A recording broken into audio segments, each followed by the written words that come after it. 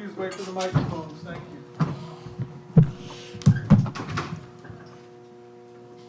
you. Okay. Do we start with the resilience of a team coming back, having that 12-0 run and still finding a way? Or is it something bigger than that, the way you guys put together sort of a statement at a time of year when statements mean everything? Whatever you want. Look, games are long. Like, more than anything, this was an introduction to our new players, especially Terry, that this is an introduction to Heat Knicks. You know, this is what these games are. It's going to be back and forth all game long. Teams will get a double-digit lead. The other team will come back. Like, that's what happens. But you have two teams that are very committed to doing tough things, you know, particularly on the defensive end. And it's tough to generate, you know, wide-open looks. And anytime there is an open look, you see both benches just going crazy, like – you know, overreacting to any kind of miscue, but, you know, somebody does have to score. You know, this is not just a cage match, but it's really competitive, and it was good to see us respond to the competition and find a way to win it at the end. You know, that when they came back, you know, you hear the groaning, or you hear, you know, some of the smattering of Knicks fans. You know, you can do a couple things. You can either, you know, start to feel sorry for yourself, or you just respond in a competitive way. It's a great living, you know, that we have. It's a great time of year. It's awesome to be a part of these type of games that have this kind of spirit. You know, you have to play well. You know, you have to do things connected together to be able to earn wins, and we were able to do that tonight.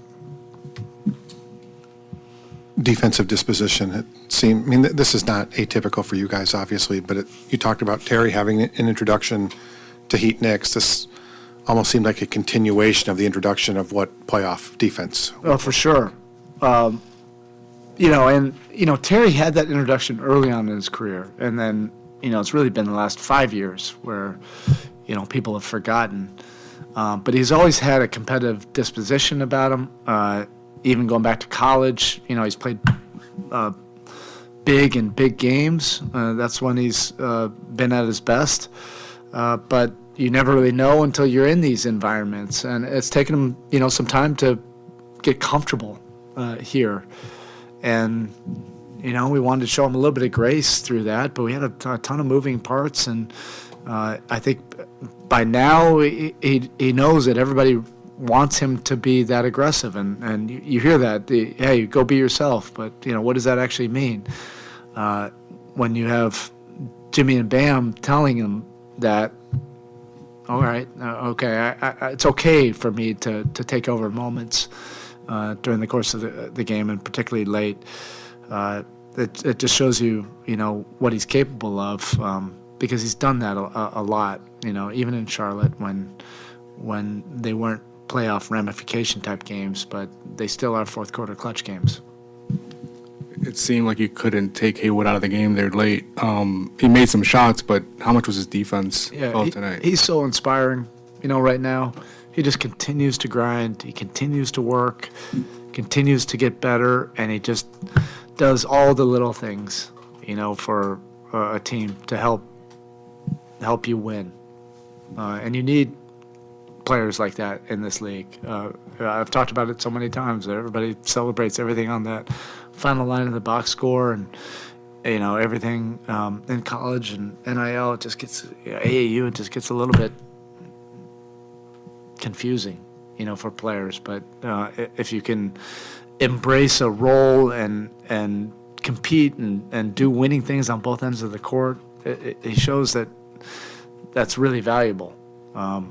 And he hit, you know, a big three. You know, that kind of gave us a little bit of distance when they made their run, and he hit the three, went up three. I was like, okay, you know, let's just compete and enjoy these last 3 minutes and figure out how we're going to get this win. But defensively, yeah, he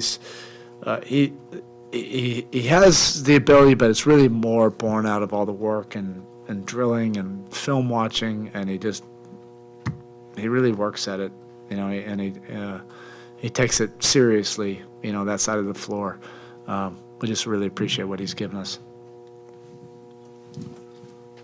We know Brunson's good enough that he's not always going to shoot 5 of 18, no matter how good the defense is, but what did you feel like you guys did right in terms of corralling his drives and giving up the right shots at least? Yeah, it is difficult, because you corral them, and then now they have the three-point shooters. Every time probably everybody's saying, how did he get open? That's how he got open. Great players force you to bring a second defender and sometimes a third defender, and then you have to scramble and make things up from there.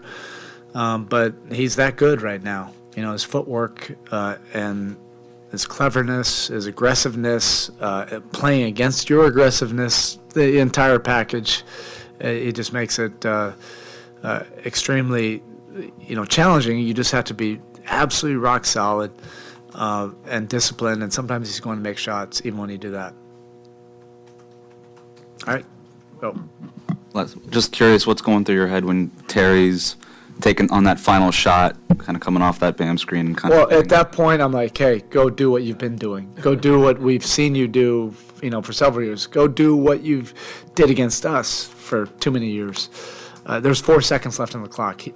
The play got blown up, and that's what great players can do is they create something out of nothing, and that step back is something that's very comfortable. It's in his package. It's probably one of the most comfortable shots he has, and it's also the one that's going to his right. A lot of people don't, feel comfortable doing that one. That arguably, I've never asked him, but that might be arguably his most comfortable one, and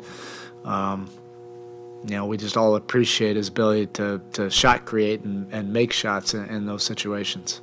All right. Just quickly, just Kevin's first minutes in a while since late February. What did you see out of him? Yeah.